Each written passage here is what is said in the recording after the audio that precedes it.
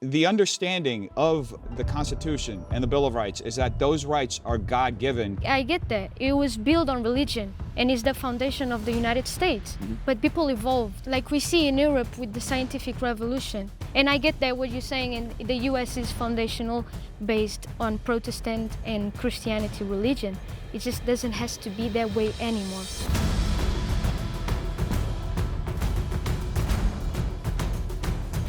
America cannot be trusted as a global leader anymore. Can the agreeers step forward?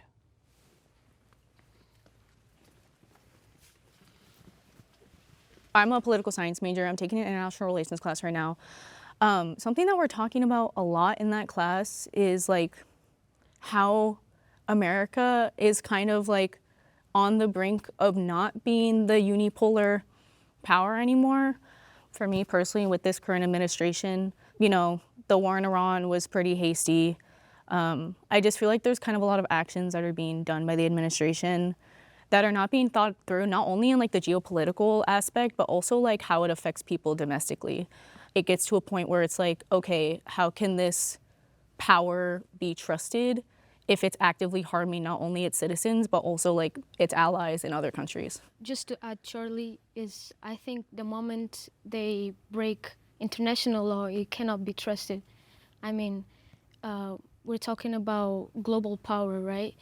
And there's already so many countries that are trying to fight against it, even the dollar being the currency. A lot of people are not trusting it anymore.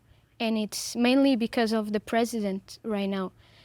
And whether Americans like it or not, the president is representing you guys. Like when he's someone that it's acting misogynist, racist, and has felonies, of course other countries are gonna think twice whether we can trust this country or not, right? Yeah, to add to that point, I think ultimately, whether it's a country or a person, you can't trust someone if you don't understand their integrity. Like, why are you doing something? I don't know if you're doing this with pure intentions, good intentions, and if, you know, the underlying theme of, you know, what you're saying is greed and selfishness and haste, you can't trust someone where it looks like they don't have any integrity in what they're doing. And so if that's what the country is kind of moving in this nebulous, kind of vague way, then other people can't trust it, citizens can't trust it, other countries can't trust it, because you don't know what they intend to do. Right, yeah, I would like to add to your point. I think the United States used to be a very loyal partners of many European countries, especially for Western European countries. And at this point, you know, I kind of feel betrayed because I'm half Ukrainian and our people are now fighting on the front line for the sovereignty of our country. We are fighting one of the biggest terrorists in this world, and that's who I call Russia is. And then at the same time, the United States, they just at one day wake up and they say, oh, I want to take a Greenland at this point. And how can we trust those people anymore after, you know, they're trying to take European territory for themselves? Yeah, like even looking like when everything happened with like Venezuela, and it's like Venezuela is like obviously very lucrative when we look at like the oil aspect. So as much as they want to say like, yeah, we captured the leader because they were dangerous, whatever, there is that underlying aim for the oil, because oil is incredibly lucrative, but it's also like, now you're going in and actively harming this country, because we've seen that every time that America goes in to like save a country from a tyrannical leader, like it never works. Yeah.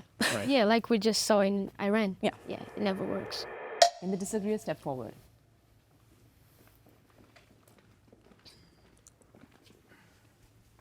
So I have somewhat of a different background. I was born in New Jersey. I grew up in Brazil, went to boarding school in Florida. My family lives in Europe. My brother lives in Germany. My parents live in Portugal. I'm out there a lot. Based on my anecdotal experience as well as statistically, I don't see any other country in the world that could have the sort of weight that America has. Historically, whenever there is a country that has a sort of military and economic hegemony, they end up being extremely oppressive to every other country around them. America is the only country in the history of the world that has actually helped uplift other countries. Sure, we've done some messed up things as far as military interventions in the past, but a lot of them has been through the ultimate goal of maintaining the peace. That's how I see it, at least. As far as the Venezuela intervention, I'm anti-intervention, period. But growing up in Brazil, I think you kind of mischaracterized a bit of what happened there. Venezuela lost about a third of their population over a decade. That's people, literally refugees fleeing the country because of how ruthless this dictator, Maduro, was. Brazil took in 250,000 people in a span of 5 years, and it was just an atrocity. Now, I don't think America has a responsibility to save the world. I don't like what we're doing in Iran. I think that we're fighting a war on behalf of Israel. I don't like that. It's a totally different scenario. But when you have a ruthless dictator that's oppressing his own people and fighting an asymmetric warfare with us, where he's basically sending drugs here and killing an entire generation of people, you know, with cocaine and fentanyl, I think it's important that we take that person down. Now, what followed after it, I don't like that he was talking about us running their government. It seems like the vice president there took over. So how much of a change that is, I don't know. Obviously, when you have geopolitical situations playing out, it's like, it's not even 5D chess, it's like 20D chess. But I don't see any other nation in the history of the world. There's never been an empire like the American empire that's actually been helped spread all the prosperity that we have, taken so many people in from around the world, and helped stabilize, you know, the world to a certain extent. Okay, I will say, so far we talk a lot about geopolitics. The question was, do Americans can be trusted again? I will say, what we see in the world right now happening with like the politics, the current administration and everything can be very scary for people all over the world who see the United States of a freedom country, a country where we can, you know, still have the American dream. But I will say from my point of view, other than only geopolitics, I think America can be a country we can trust because it's a country where we can dream, it's a country where we can have hope, and it's a lot of countries in the world today we don't have that. Personally, I'm from France. I was born in Paris, and I feel like the opportunity, even in a city like Paris, in a country like France, is totally not the same. So I'm very grateful to be in this country, and I would say other than politically, America can be definitely trusted because we have to see our future generation and not only now. Yeah, I think for me, when I heard the prompt, my mind went to, even though I stepped forward in agreement, I was like, what does it mean to be a good leader? You know, like, okay, you know, you had your points about the geopolitical state of the world, but you have an extremely good point. Like, there are things that are very admirable about the way America does. It's true, like, how we go about opportunity is extremely audacious, Yes. but it's inspiring, and that is something that we can lead and demonstrate to other cultures and countries. It's because we kind of forget. Like when we hear and we used to all the opportunities and how the life is, we get a little comfortable and we a little bit forget. If I'm going to Paris tomorrow, I'd be like, I just want to come back to the United States, honestly. Question then, I just have, sorry, for the agreeers, I'm curious, what if America can't be trusted, then what country can be trusted? Because obviously there would be a vacuum if America isn't the world leader. So what country either has the right, or do you see taking over in a more in a better fashion? If I could add to that question, I wonder, trust to what extent and Exactly. to what end, right? I mean, Exactly. we mentioned China and Russia, but would y'all rather trust them than the U.S.? Because I view a lot of the U.S.'s actions, again, we don't know what Trump is doing really half the time. Like, he has his own ideas, but he said this whole thing about like the Monroe Doctrine a while ago, which goes back to the Monroe Doctrine, which is basically like, we're going to protect our hemisphere. We're not going to allow you to have Russian assets in Venezuela and have China on our side. That's bad for us, right? To me, I see a lot of what America is doing is protecting our own interests in Venezuela and in other countries that were. So basically, you guys see America as an empire. Yeah. Yeah, and Not me personally. I wouldn't say. I'm not. I wouldn't say empire, but just functionally. protecting our interests around the world. Is that democratic for you? I mean, not in a sense like the Roman Empire where we're out conquering, but America is by far the most militarily dominant country in the world. There's no country that's even close. the most economically dominant. Our politics influences the entire world. Our culture, by far, we create more culture than any country in the world, and we influence the culture around the world. So, yeah, we're very much an empire in a non-traditional way as far as what our influence is. I think as like an American myself, it's hard to like agree or disagree, especially like growing up in the country and like physically going through all these different people in power and like our history and stuff like that. It's like we do influence a lot of the world. I think it's also just like our history. We have a really strong military. We've been there for a lot of countries in the past who have needed us. And so I think for me, it's kind of hard to pick one or the other because I do agree with you guys and disagree on certain things. But yeah, it's just hard to decide. I took it from like, can you trust America as like a unipolar power? Because realistically speaking, like that's what America is. When we look at like how international relations, like theorists look at it, like America has risen to a point, especially post 9/11, where they are unipolar. And that's dangerous on an international relations like aspect because you do need like that kind of competition to maintain political power.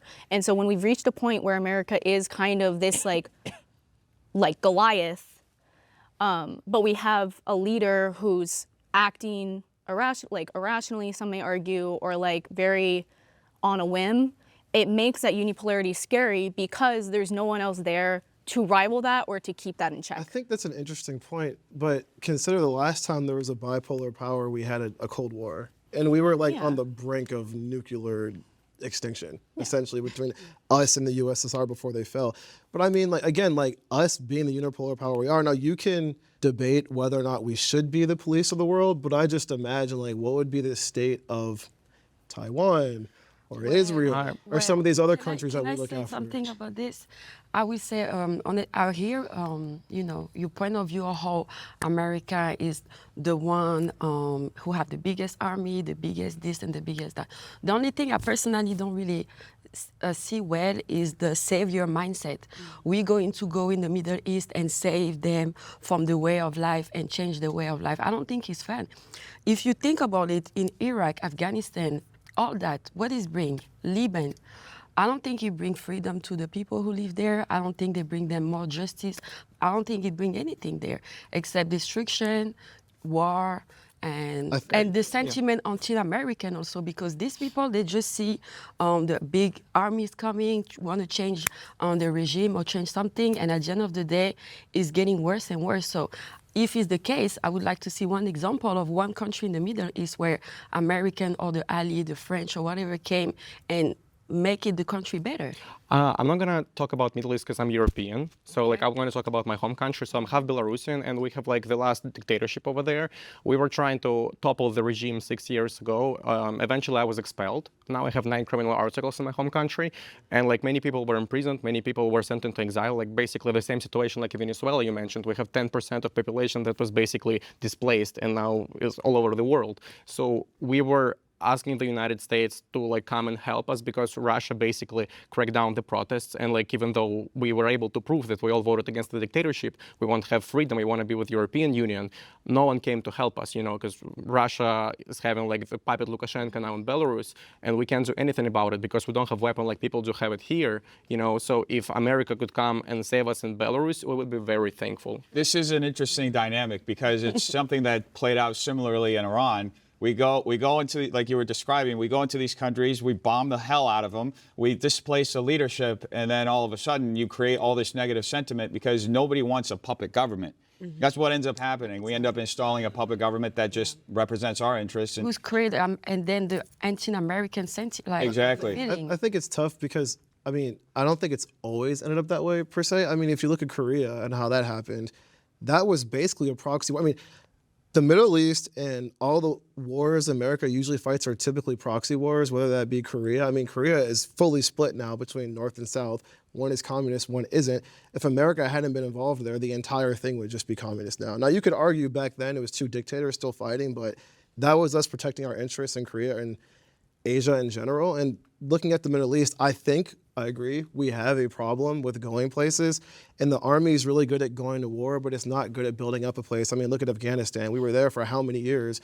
So, I mean, I've worked on plenty of asylum cases of people fleeing Afghanistan from the Taliban, right? I mean, we did a lot in those 20 years, but the thing is we didn't actually do instill change that was lasting, because we don't know how to build up a country after There's we no leave back behind. That's what I was going to say. Are we building up countries and then creating dependency so that when we leave, they crumble? And is that really helpful, or is that destructive? Like, what is the metric by which we're measuring being saved? Because if we're going in and we're doing all of this stuff, I feel like we're creating dependency on the American savior, right? So when it leaves and the country crumbles, or they don't have enough resources for themselves, or like whatever, is the fallout of that, did we really help?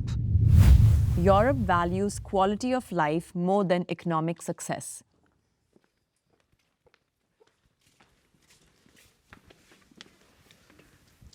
I agree with the prompt because through my life, I think I've met a few people that are rich in material stuff, money, but are very poor in character. And I think when you think of American dream, it's more material, more opportunity, career-wise, rather than actually have a quality of life when we think about healthcare, community. I think the American dream is you making your life whatever you want it to be. I think that's very much so the idea of the American dream. If you want to be millionaire, billionaire, you can pursue that. But from my perspective on Europe anyways, I think just the amount of vacation that y'all get, that alone, I kind of imagine, okay, you guys value quality of life a little more than, at least in that regard, than America does. Because over here, it's like if you don't work, you don't survive, or you don't have a good quality of life. Exactly. So I was born in London and then I moved. I spent like half of my life in England, half of my life here. But there is this like lowered blood pressure feeling when I go back, where it's like, oh, we're not working to live. For America, it feels like the quality of life is something that you achieve if you work hard enough. Whereas in Europe, it feels like the quality of life is worked into the career structure. I have a question I want to ask you Yes. when I get the chance. All right. First. Well, I disagree because I think first we have to define what is a good quality of life. Is it just having an extra month off of work? Is it having the choice to start a company without the government basically over-regulating you out of existence, which is what we see in Europe. That's why the majority of startups are all in America. The majority of them are all funded in America. We have about 120 million people less than the European Union, and yet we outproduce them by $10 trillion. The average American creates about $80,000 a year in GDP. The average European about $34,000 a year. So it's as far as, yeah, we bust our ass in America. We work like crazy. Mm-hmm. That's part of our culture. But that also affords us the freedom and the liberty to choose how to live our lives. Yes. And to me, that's the ultimate quality of life. Yes, like the young European dream to come up and start up in the US just because it's just more open, more accessible. I'm a business owner today also here. I think if I was in Paris today, I would never be. I would just add as a European, because like I think I'm the only one who kind of agree with your point, because like, you know, coming from Eastern European background where people are super poor, like they get $500 per month, even though they're working really, really hard out there. Yes. They can't afford to even go to the neighboring country, you know. I'm not talking about Western Europe, okay? But here in America, I have like four jobs. I'm working as a freelancer. Like I'm a language tutor, I'm a photographer, you know, I'm a model, but I can still afford all those travels. So I feel basically I have a really good quality of life, and America gives me this opportunity, and that's why we are all here. Because Europe doesn't give us as many opportunities as this country does. They listen to you, they trust in your idea. Well, there you're gonna have to probably double proof just because you're young. You can like afford to dream. And it doesn't Sometimes matter where you come from. Even, Because like in Europe, they always treat you like you're from third world country. I'm coming from Belarus or Ukraine. They'll never treat me like I'm French or like I'm German. So interesting. It's true. Here in America, they'll treat me like, you know, I'll become an American citizen in a few years, and they'll treat me like an American citizen. So I'm 19, I'm like a college student, and I think there's this huge culture, especially amongst college students, of like this like constant hustle culture. And I think it does kind of stem down to me to like the work to live versus live to work kind of ideology. And it's like, like obviously college students struggle, like everyone's broke in college, whatever. That's just kind of like that's kind of the nature of the game. But like I feel like I like go to classes, I like am overloaded on units, I have a job, like I have 2 jobs, like, and it's just like as much as I do want to go out and explore and as much as I do want to go out and like experience things, and I am lucky to like be able to like travel with my parents and stuff like that. I do feel like I am working to do that, and because of how much I'm overloading myself, I'm too burnt out to even be able to That's experience exactly what I that. was going to say. I think the points you guys are making are good points, but it is about the accessibility and the proximity to the things we get to do to enjoy life. But even your concepts of a good quality of life surround work. And for me, I guess it would go into what's a good quality of life, kind of like what you were talking about at the beginning, because I don't want my life to be about working. And sure, yes, in Europe, like, well, to your point, yes, there is you can't be yourself in business the way you would maybe want to, or pursue business the way you want to. But like, even down to, I have to think about, one day I want to start a family. I'm only going to get 2 weeks with my newborn baby? That's not a good quality of life to me. Basically, I feel like America supports a good quality career life, but not a good quality family life. Europe handles immigration with more humanity than the US.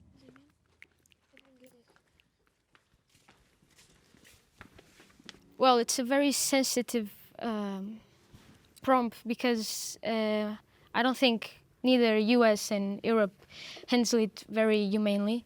For example, Portugal right now is handling right now with a lot of immigration, and we can see it everywhere that it's not being dealt very well. A lot of people are against it. Some people are in favor of it. But here in the US, we see people dying. We see the own government, your own people that is representing you are killing even American citizens. And so far, I haven't seen that, at least in Portugal, where I come from, I haven't seen that yet. So I would say, if I would have to choose, I would say Europe handle it more humanely. Yeah. Yeah, I think the topic of immigration is hard because there is always kind of some sort of like inhumanity when it comes to immigration enforcement. Again, I'm speaking from the perspective of a college student. We had a scare of DHS officers coming onto my campus. Our university police department wasn't really proactive in like dispelling those rumors. So it spread like wildfire. Professors were canceling classes, like students weren't coming to classes. Like I have friends like who are scared to leave their house because they're worried that because they look like the type of people that ICE have been targeting, that their lives are at risk. And I think it's not crazy to think that, because we've seen that DHS officers are not handling immigration in a way that's peaceful. You know, like there's been so much violence for the sake of, you know, prohibiting illegal immigration, but it's like, we were built on immigration. Like our foundation was on immigration. Pretty much every country's found, like immigration is a necessary part of like flourishment. And when you're looking at people who are trying to migrate, because we have given them the promise of greatness and of prosperity, but you're treating these people with like no dignity, no humanity. And according to many statistics, like within the last 12 months, half of those who are detained, they didn't have any criminal record and they are here legally. They can just wait maybe for their court process or for their asylum interview. You know, it takes years and years at this point for most of the people just to get interviewed for their claim. You know, you can't just detain people just because like they have an accent or just because they look different. This is very inhuman. And obviously I've seen similar cases in Europe, but it's very, very rare in comparison to what we see now here in the United States. I think it's like in the US, like our immigration is so run on like a fear kind of standpoint. I don't know like much, I feel like, about like other countries' immigration or stuff. So I was curious if you guys like, what are your There is process? a lot right now in Europe, a lot of immigration going on. I mean, you can see in the UK, in Portugal, Spain, and Italy. it's mainly, I think people are more against it because it comes with religion. As you know, Portugal is culturally Catholic, UK as well. And the problem that people think is that because they are coming from Arabic countries and they're mainly Muslim, and people are just afraid of differences, and it's mainly differences, and I think they are associating the identity of a country with religion. For example, Portugal, where I come from, a lot of people think of Portugal as like religion, as like Catholic. We're Catholic, you know. If a person comes here and they're not Catholic, or they are not Christian, then it becomes a problem. But that's not what Portugal actually is, or Spain. We are historically, we have a good culture, food, but it's not religion anymore, and it shouldn't be. I think the reason it took me so long to like come to the stool was because governmentally, I would say yes, European handles people more humanely because we don't see this violent detaining of people or this aggressive detaining of people. However, like in the populace, I don't know if it's more humane. Racism still exists, classism still exists, prejudice against religion still exists. And so there is a unfortunate equal playing field of inhumanity that comes from the people that live in the culture because of whatever propaganda or whatever narrative we're talking about regarding the people who are coming in. I have a question for you. Sorry. Do you know at least one international student in Europe who went to the peaceful protest, let's say, against some government policies and has been deported because of that?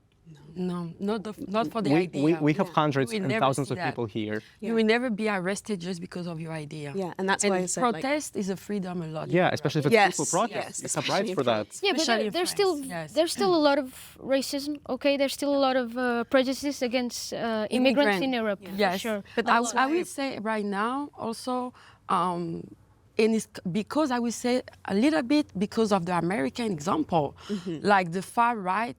A lot of countries in Europe, Italy, UK, France, Spain, Portugal, they trying to go a little bit with the far right because, look at the example with the American and ICE, they arrest all the illegal immigrants, and we should have the same. So it's kind of giving also a bad idea to Europe, I would say.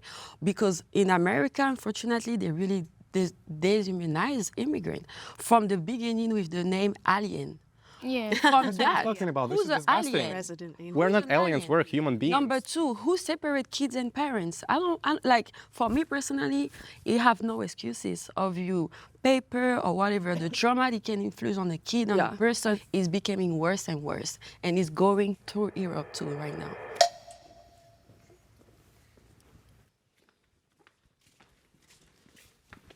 Okay, so I feel like I have to stand up for America for a bit because there's a lot of disinformation that was just shared here. There were claims that that immigrants were being killed, that citizens were being killed, that it was a racialized, deportations. The distinction is the two people that were shot in Minnesota, they were political agitators. They're two very specific separate cases. They weren't immigrants. As far as I know, there's no record of any immigrant being killed in the process of being deported.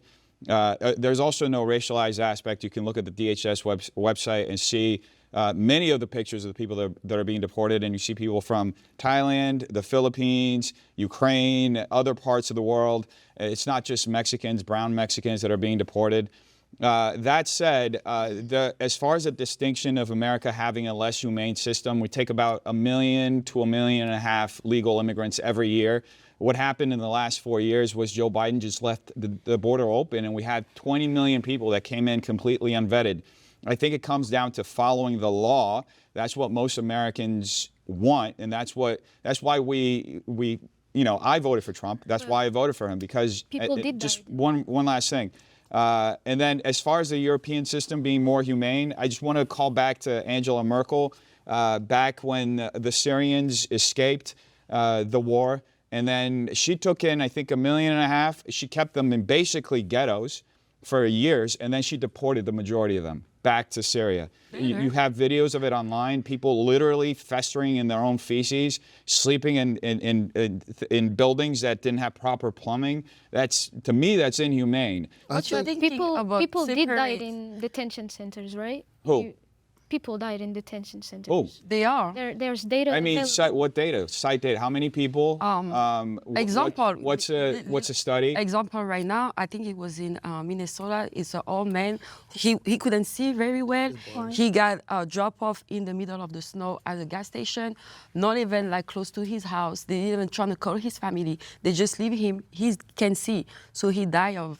I think it's Well, that's important to awful. note Just that the- like there And is stuff he- that he- isn't documented. Like we And don't he know was. That's everything. absolutely awful, but you guys are citing an edge case. There were 1.7 million people that were deported in the last year. 1 million of those self-deported. 700,000 were deported Many by got ICE. died on And custody. to cite one case, an edge case, of course that's awful. I'm not saying that it's not. It shouldn't happen. But to cite one case out of 700,000 and say that the entire plan and strategy has just been completely inhumane, to me, that's just a broad generalization that What doesn't you really thinking apply. about kids and parents who get separated? Well, that ended. That policy was an Obama-era policy. It ended I think it ended during Trump's first term. I think They're it's not separating It children. wasn't- Wait, it quickly, wasn't But it's back now. I think it's a good It wasn't like. I want to talk about something else in a second, but I think it's a good point you make about Obama's policy. Like, I don't agree with all the means ICE is using to deport people, but we're talking about the violence in the street. I wonder, because Obama did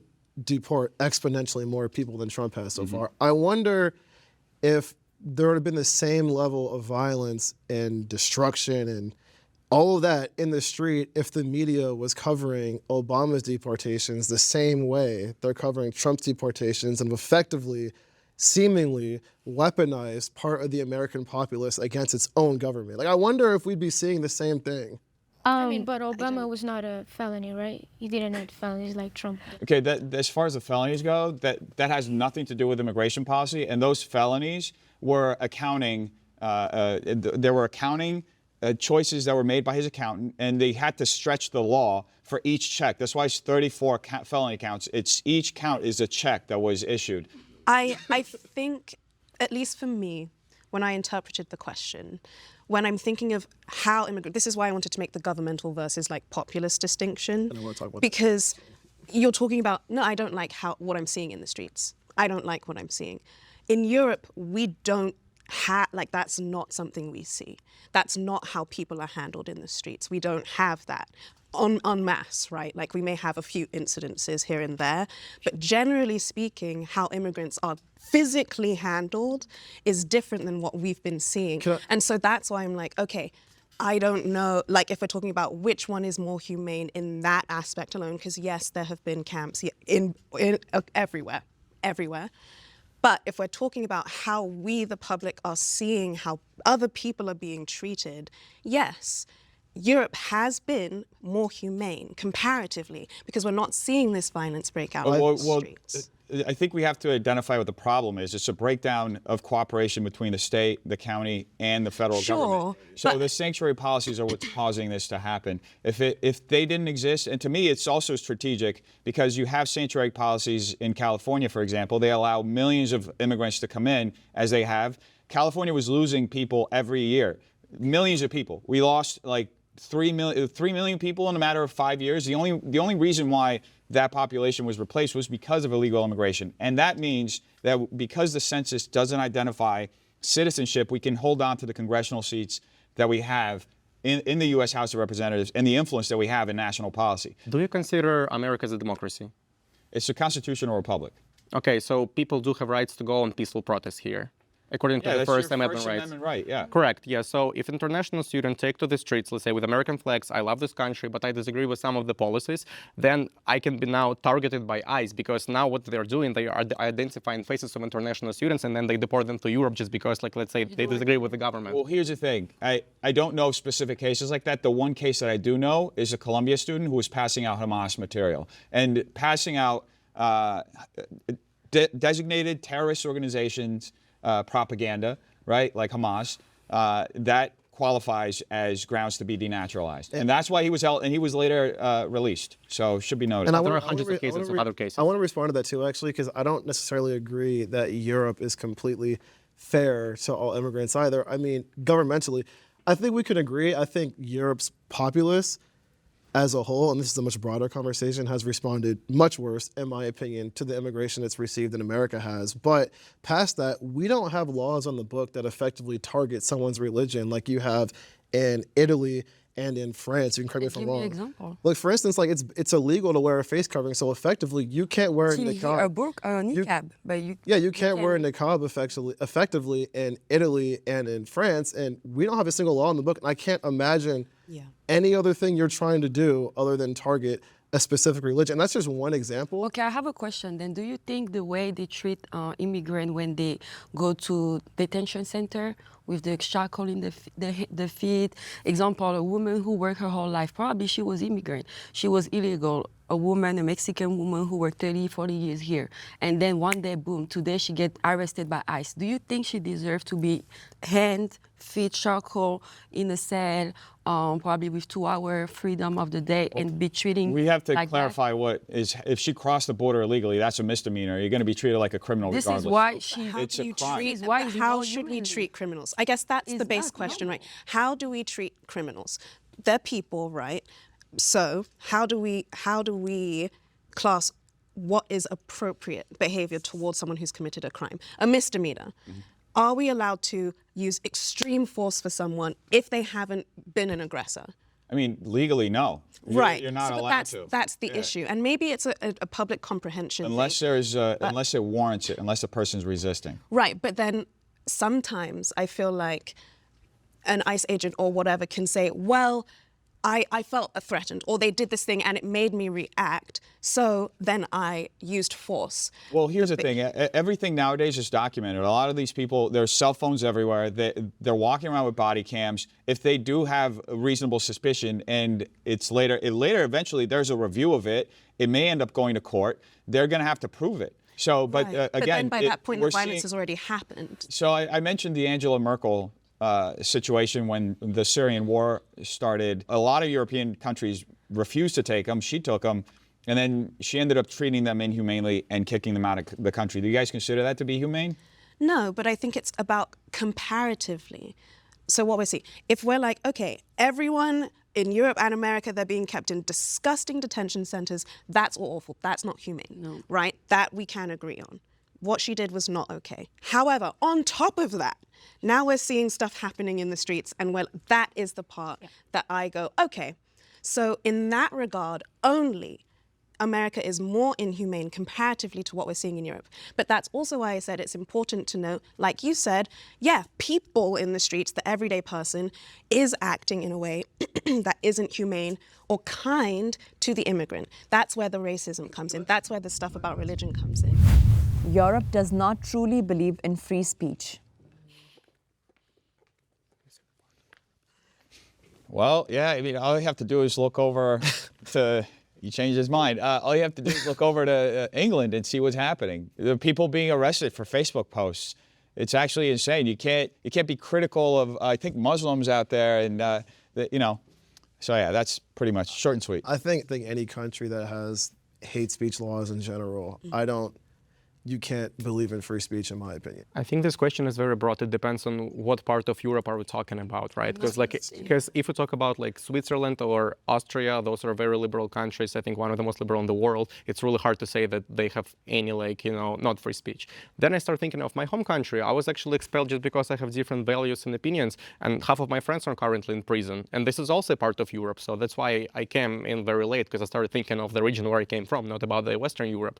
So I think it really depends, guys, on what region are you. Yeah, we definitely need to start differentiating between Eastern and Western Europe. There's a real But then very those aren't a monolith, so it's really hard, right? but yes. I think it's agree. interesting the point you make, because we're talking about lack of free speech from an American perspective, right? Right. I think it's sort of like the horseshoe model, right? When it comes to like political ideologies, the further you get on each side, the closer you get in execution. And I think the further liberal you get, you end up being kind of authoritarian in the same way. It cracks down on free speech the same way somebody who says you can't say certain words that offend people, in the same way you're saying you can't talk down on our regime or whatever. I think it ends up being the same way, but I think that's really interesting. I think there's issues with, threats of free speech kind of everywhere right now, domestically and internationally. There's so much polarization, there's so much divide. And then what you said about London people being arrested for Facebook posts, that's insane. Like, that's insane. To be fair, it's to some degree it's happened in the homeland. It just hasn't gotten like here in America. I saw two posts, one from Texas and one from Florida, that two separate individuals that criticized the Israeli government had people come up and knock on their door. So we're still not there yet, but slippery slope. Look at Europe. Well, Don't want to do that. Also, so different than politics, sexual example, like sexuality. They say, okay, we're very open mind. Example right now with being transgender, being non-binary. Officially is legal, but can you really talk about this? Not really. I mean, like, I'm a bisexual person, like, and I can like both girls and guys. But let's say if I go back to Ukraine or Belarus and I hold hands with my partner, let's say he's a guy, then I could be arrested for that just because, like, I basically show off my propaganda for LGBTQI+. You know, in America, like, I can be beaten up, let's say, in some red states like Texas, but then I can go to the police station and I can say that there is a hatred towards me, and I can still marry my partner and I can basically enjoy the same rights as straight people do have here. In most of the European countries, I can marry my partner. And in Ukraine, like, let's say if my partner is fighting on the front line, I can't even visit him in the hospital because I'm not considered as a part of his family.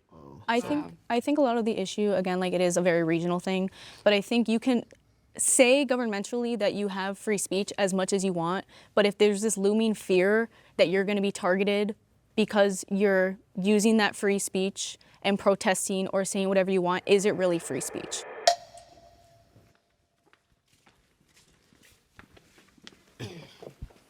I feel like it's hard for me personally to talk on like freedom of speech because like different regions are so different of just things that are like, okay, this is okay to say and maybe like it's not okay to say. Yeah, I like to think in Europe we have, like you said, legally freedom of speech. But then if we go further, like Russia, it comes to a point there maybe we don't actually have. But when I disagree with the prompt is thinking of, well, if in Portugal we have a problem, at least I have freedom enough to go to the streets and maybe manifest against it, protest against it, or in favor. Yeah. I think it's also like, I'm a political science and I'm a journalism major. I view the concept of risks of freedom of speech from a very American perspective, and we see that journalists are being actively persecuted, and like Pete Hegseth like denied people like into like conference meetings unless they like agreed to report on what they wanted. And that is very indicative of the fact that like the ideas of a free press, the idea of the press as a fourth estate is dying. And I think that should be a concern for people because the press is a necessary entity. And we still see that many countries, many administrations are trying to prosecute them. And I think not even in America, but globally, that's a concern. So my question to the Europeans, how easy is it to report out there? Considering what she's saying, how easy is it for a journalist to just put out the truth? From Portugal, it is way easier than in here, right? Because as you were talking about, the media, the journal is controlled by very specific people. And thinking in Portugal, I don't see it as much as I see it in here. The media in France, the more who are exposed or having like one idea, and we feel like right now the journalism is not really good in France because they're not really impartial. So I don't know how journalism right now is in France, but it is a big debate right now. So what people do, they just make a report. In France is the ARCOM, which is like the people who's supposed to be impartial between the journalism and the public. So like in Eastern Europe, it's almost impossible to post anything free at this point, especially if we talk about Belarus. If you say something against like the current government, you'll be arrested like within 20 minutes. Literally, you'll be arrested, like you won't be able to like leave the country after that. I think that's a really good point you make, and I want to hone in on the word post, right? Because I think everybody has a voice now and has like an opinion. I mean, think about it, like all these podcasters get more views than like your traditional media sources. And to your point, right, that's a big problem. Like when the media here is not impartial at all. And I think that's just problematic in general, even podcasters and TikTokers and whatever. I mean, it's just... So that makes people now follow their own media. People follow their own belief and they just go online and just make their own research because you cannot look at the media no more and say this is the fully truth. Well, they're searching out who they agree with. That's the problem. Like people are this issue with us having so many places to get news from is that you can find whoever is espousing whatever you agree with, and there's no incentive to go anywhere else. And I think that's that's problematic, but I don't really see with freedom of speech, I don't know how we really get out of that. I don't know. Strict gun laws make Europe safer than America. I guess I'm viewing this purely from a gun violence perspective. Obviously, there's so many ways to argue what the definition of safety is and what the definition of danger is. But gun violence is one of the biggest issues in America. It's the leading cause of death of children in America. The lack of, background checks, it's easy to get unlicensed firearms. When you look at that in comparison to other European countries, and obviously it's going to vary, yeah, I would say that stricter gun laws will inherently make Europe more safe because it's harder to give people who have ill intentions access to something that can cause mass destruction. Yeah, I think I would agree with that. I hesitated because it's like, well, strict gun laws keep us safer from gun violence, but I'm not walking the streets of London at night like, oh, I feel so safe. Like, oh, I'm now afraid of being stabbed. So the issue is not, it's about the underlying root of like violence. It's more so that. But yes, if we're talking specifically gun laws, then yeah, the place without guns is going to be safer than the place with guns. But then there is also the argument of, well, if I have a gun and someone who wants to attack me has a gun, I do feel safer. So I don't know. I think it's quite a difficult topic, but if we're reading it very basically, yes. I'm fully against the guns at this point. I know the statistics really well. So in America, around like 30 to 40% of population possesses some kind of guns or weapons. And it's easier for 18-year-old here in this country to get a gun than a beer. And that's what makes my mind blow up at this point. So my father, he used to serve in military in Belarus, and he possesses a gun, and he's among like 4% of Belarusian population who actually like have guns at their household. He has to go through annual checkups every single year to make sure that he is mentally stable, that he can still possess this gun in his house. Here, I'm not aware of this process when a person is getting a gun and then he goes through medical checkups to make sure that he's safe for the society, he's not going to be a harm for other people. I struggle with this because there are so many guns here already. If we were to make the gun laws more strict and start taking guns away from people, you're only going to disarm law-abiding citizens. And then this stat about children dying to guns, is it like a school shooting or is it like gang violence and them killing themselves on accident? I think gun violence being the leading cause of death for children is an issue no matter what this is. Yeah, I think about this, yes. Just to, so, Yeah. but then I go, okay, so is the issue now, because like you're saying, the guns are here. Yeah. We're not, unfortunately, we cannot be Europe now. That's just not possible or plausible. But does that mean we have to up the security at school? It's an unfortunate conversation to have, but it's like, well, maybe these school shootings are happening so frequently because the security isn't, prepared for things. They try. My- They go on the bags of the student. School shootings are horrible. I don't think anyone should minimize that. I know people whose, siblings have died from accidentally shooting themselves. I just, like, living in Chicago, how much of gun violence is just illegal gun violence being perpetrated against people who also illegally have guns? I think a lot of it also is like, what kind of guns do Americans have access to? Right. When we have access to weapons that are like bordering on military grade, This is that people insane. are like bringing in, again, to schools and killing people en masse. The access is definitely. Yeah, it's not only about the fact that we have easy access to guns, it's the fact that the access to guns that we have are ones used for the sake of mass violence. I guess my issue is someone has to pull the trigger at the end of the day, and if we're just taking the gun away, you're not addressing the mental health issue, the socioeconomic issue that causes you to get involved in gangs or something. But that's why my first point was, yes, if we're talking about gun violence specifically, sure, but the actual issue is violence. Right. Because it is, okay, we also have a not so great mental health system over here, or a health system in general. We also have a lot of issues with drugs and gangs and things, and those are the underlying reasons that gun violence is happening. Why I think that Europeans have like safer gun laws is pulling from like personal experience. When I was having those conversations, a lot of Europeans said there isn't no violence in Europe. There's violence everywhere in the world, right?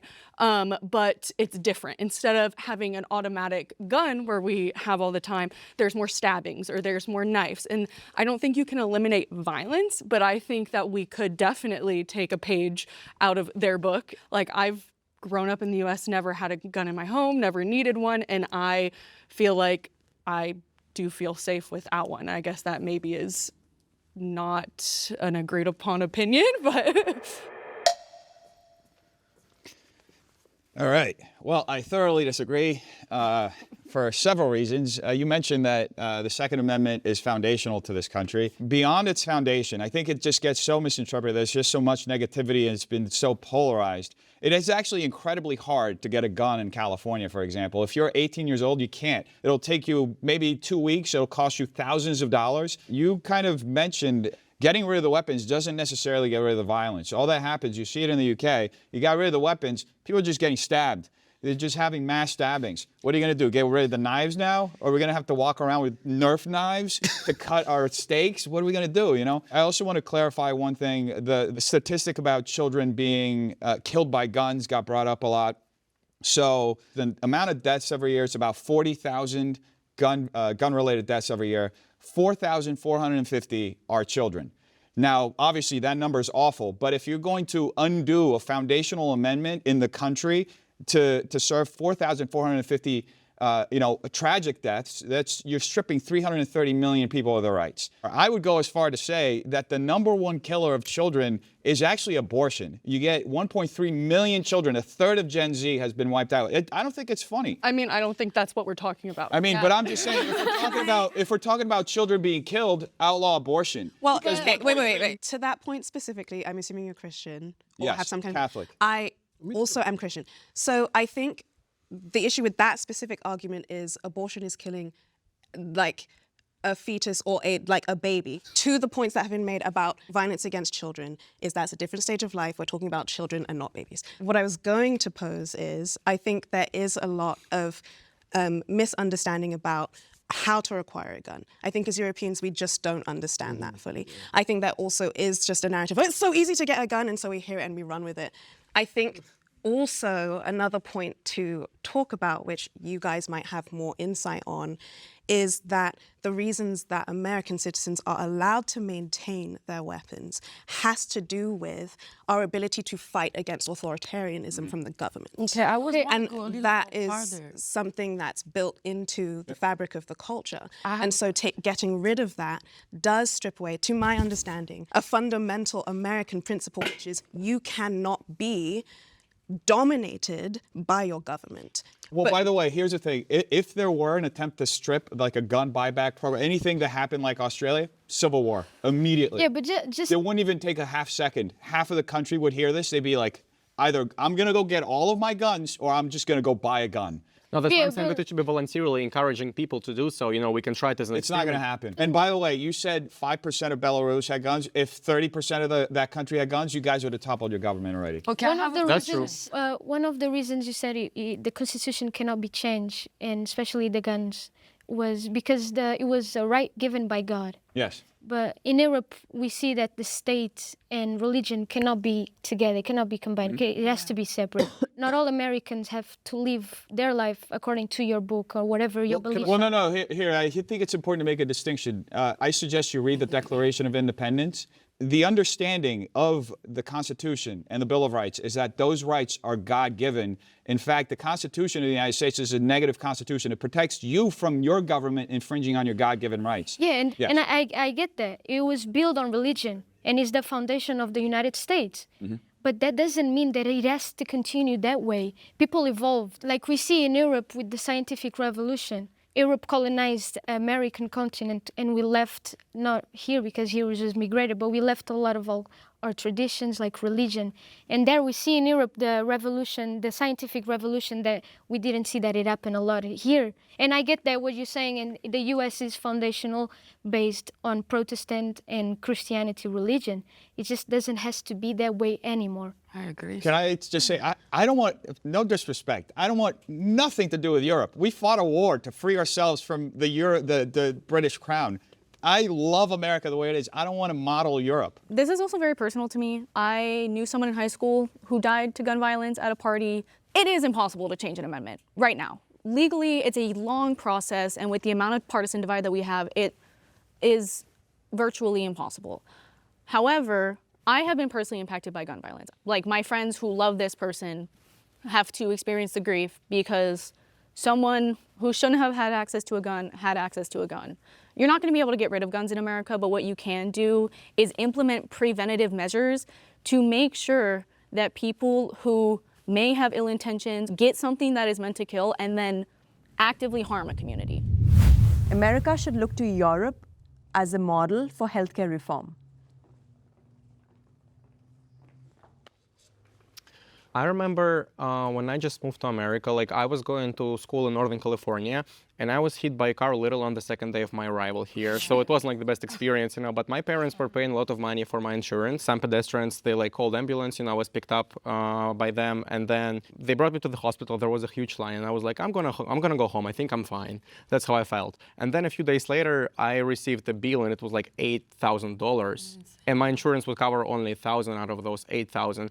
And I'm just thinking, like, I'm glad I have my parents here who can cover those expenses for me. But like other people who have like, you know, low wages and salaries, like how are they supposed to survive in this economy? So many people dying around when COVID happened, you know, I saw them dying on the street because they just didn't have enough money, you know, to cover their expenses for health. Yeah. What shocked me the most when I came to the United States, I remember also I went to the emergency room one day, and while I was in pain, I see this lady who came with a little paper asking me while I was in my hospital bed, what is the insurance? How are you gonna pay? And I was thinking, I couldn't even imagine back home, while you were in pain at the hospital, having somebody come to see you and ask you how you're gonna finance the treatment that you're gonna have right now. So I would even recommend to some American people, it might be cheaper to take a flight, go to Paris, go to an hospital and go to have medical help for, No, because you know, then they would have taken the privilege out of a French person. I Maybe mean, you don't want that. No, really, they don't do, because the fact like people also in French are more in the mindset on when it's like a medical help or medical thing, we don't really think like that. Or this should be for somebody else, or this should be to somebody else. To the same way, I feel like the empathy that they don't have to come in the hospital bed asking to somebody, what is going to be your insurance, how you going to pay, something basic like healthcare should be like, no point about it. Like, Yeah. In Portugal, is like you said, it's free, but then there's a lot of people. Yeah, you have the taxes, but then there's a lot of people waiting for it, and you do get to wait a few hours, long hours, and there's a lot of people in need for hospital, for care. And just to think that you were advising Americans to go to European countries to use of these services, it just would be impossible. I mean, it's not impossible, but it would not be unfair. Because it is. Example, imagine somebody who got cancer here in the United States, like, you know. Yeah, but they wouldn't use of the social service. They would use probably a more experienced hospital, private hospital, and they would pay. If they have money here. Exactly. Because if they don't, they just die. They just die, yeah. And I think that's a problem when you prioritize national defense, and you put a lot of money in military instead of putting money in care. And I think that's why hospitals are just so expensive. I personally don't think like either healthcare, I guess, is like perfect. But I do think that we can like model some things of like a personal example, like needing an ambulance, and why is the ambulance for a couple minutes costing me $3,000 with insurance? And then I'm, again, personal experience talking with my friends from Germany. They're like, well, that's crazy. Like, you don't pay anything like in Europe for an ambulance. Birth. Yeah, or birth, or just little things like that. And it makes you think like, wow, that did put me behind a lot to pay for that. You even pay for labor, right? Yes, yeah. It's very expensive in the U.S. to have a baby, and that's why I feel like a lot of more people are turning towards like home births and like having it at home and doing it like that. And like personally, I know people who don't have insurance and they will like stay home, really wait until they're on their deathbed to go and like to the doctor. And I think vice versa. I think that it's basically like free healthcare for you guys, but the lines do like waiting and stuff suck. So like there's both. I think pros and cons, like on both There's sides. definitely I think pros and cons. that's why I was back there so long. I was like, well, in America, we should take some inspiration from Europe, but there are pros and cons, like you were saying. I think the benefit if we want to call it that, to the American healthcare system is the quality and the speed at which we can be seen because we're paying for it. I would say if America give access to American citizens to more like a social care like we have in France, that you don't think twice to go to the dentist, you don't think twice to go to the dermatologist. You know, if I know, okay, right now my tooth hurt, I can go to get a root canal for $15, like you can do in France. People with less stress have like, excuse my word, up teeth, and then have to go to pay for $2,000, $3,000 a repair. I would say when you look European people, you can see on them teeth. Like when I was in Florida and I see people tooth and I see how they are, I was a little shocked, you know. But then I have to understand like, okay, the healthcare is very different, so they don't have the same access than us. Okay, first question. How are my teeth? They're great. American. All right. So, well, I disagree on a lot of different things. I think you mentioned the cost. The cost came up a lot. You mentioned you spent $8,000. It is expensive. There are a lot of problems with our healthcare system, but there are ways that you can cut the cost considerably. For example, if you do have some kind of situation, the last place you want to go to is an emergency room because they're going to charge you out the wazoo, right? But so it's unfair. If you go, you can go into a walk-in clinic and pay $200 for the same service, and then you choose the x-ray, everything else you're going to do, that's going to be much cheaper. As far as dental care goes, when I was the brokest I've ever been in my entire life, I needed to get a filling. I went to the NYU School of Dentistry, and I paid $40 to get it filled. So there are ways that you can do it. If I'd gone to an actual dentist, it would have been super expensive. Again, the system needs to be redone. I hate Obamacare. I think it's done awful. My cost went from like $230 a month when I was in college to over $800 as soon as Obamacare came up. But I don't think the European model is good because from seeing the treatment that my parents and my brother get, they have to wait in line a lot, like for a long time. It's not necessarily free because everybody's paying into it. And you see a large number of Europeans and people from around the world coming to America, if they have the means to do it, to get healthcare treatment here because we do have I never see an European going to come in America to get health. Oh, it's statistically it happens. The whole world comes here. Like what? Like which treatment? Every treatment, cancer treatment, dental treatment, we have the best clinics in the entire world. It's just a different price I want to tag. see the statistics where you're taking it from, because I've never heard like a European coming to America to get some kind of treatment. One thing no one's mentioned yet, I think, is that Europe has like this dual system of healthcare. Like I did some research in Ireland on this, and I have friends in the UK and wherever. There is a public system, and if you have money, there's a private system where you can get seen much, much faster.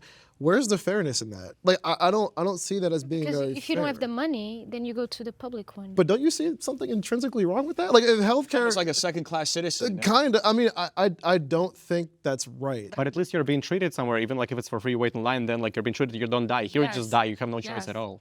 I hesitated to step forward, not because I don't agree that we should take inspiration, but because of the scale of America, it feels disingenuous to say that we can. European countries are significantly smaller and can facilitate the well-being of their citizens at a much easier rate. But that being said, we see that so many people on the poverty line are on the poverty line because they are in debt from their healthcare. Yes. That is an issue. And then we also look at, like when the whole United Healthcare thing happened, we looked at their AI. They were denying 90% of claims.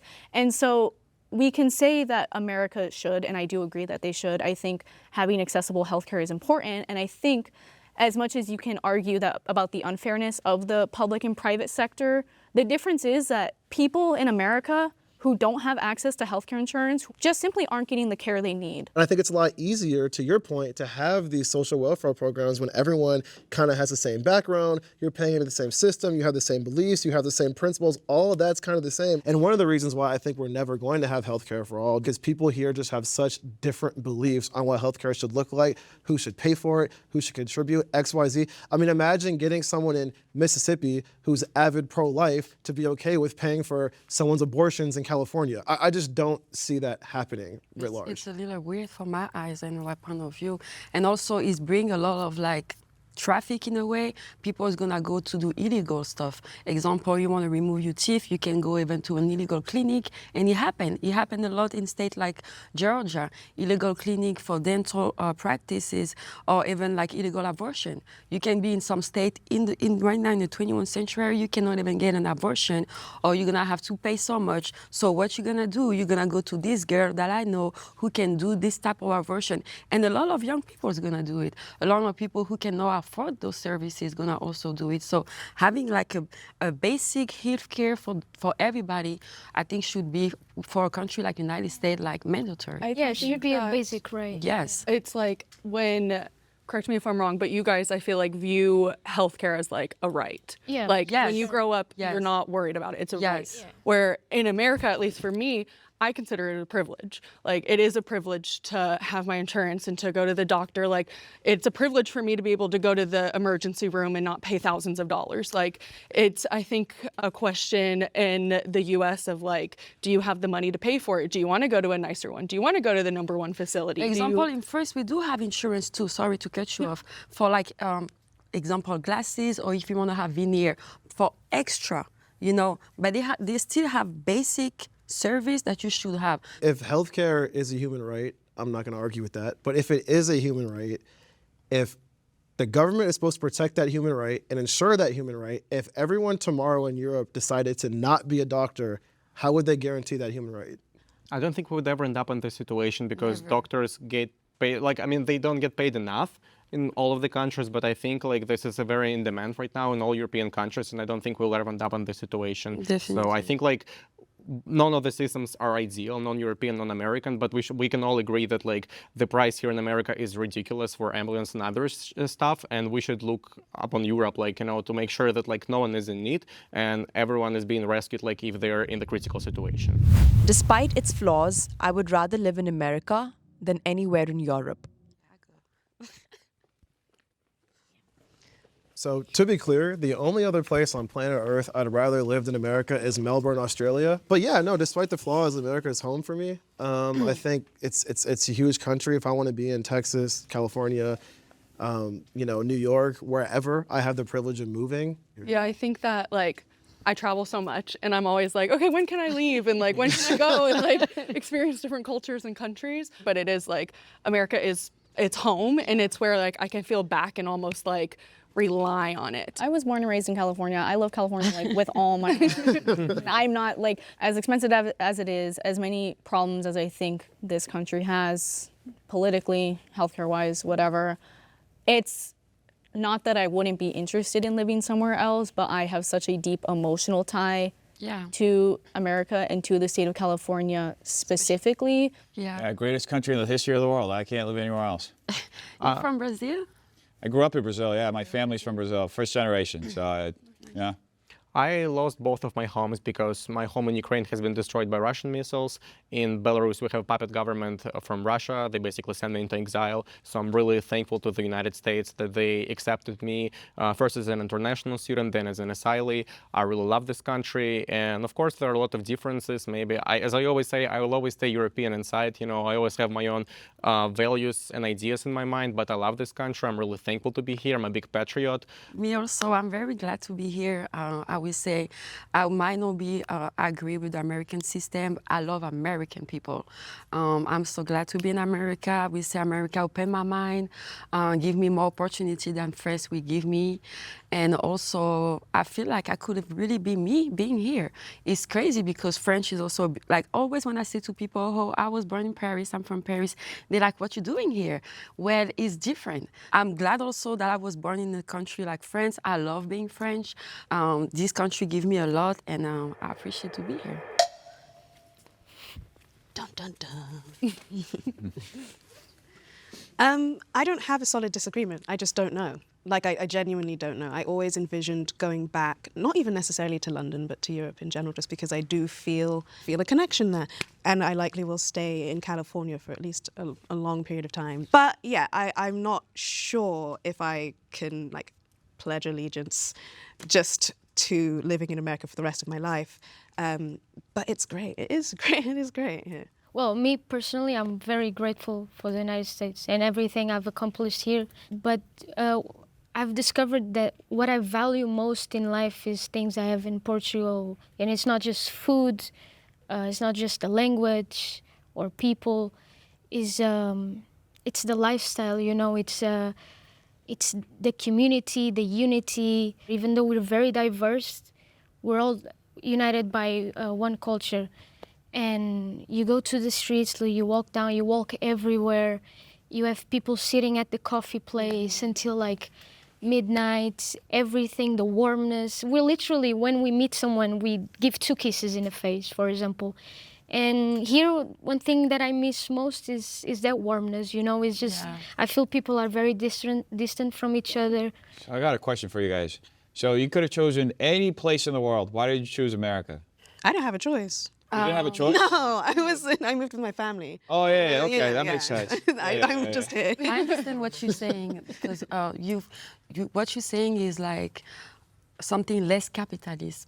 Like I feel like America is a little. Europe is more human. Yes, and I understand that point of view, which I miss a lot. Yeah. But me, to answer your question, if I can live in another country in Europe after living in America, I don't think so. Because honestly, I'd be bored. After living in a country like the US, I'd be so bored to go back home. I guess it's also just because I want to be optimistic about the future of this country. I want my home to be a better place, and I want to be there to see it become something that I've always hoped it would become. Okay. Nice to meet you. Great talking. Good conversation. Good convo. Nice to meet you. I love it. Girls here. Yeah, good convo. Sorry.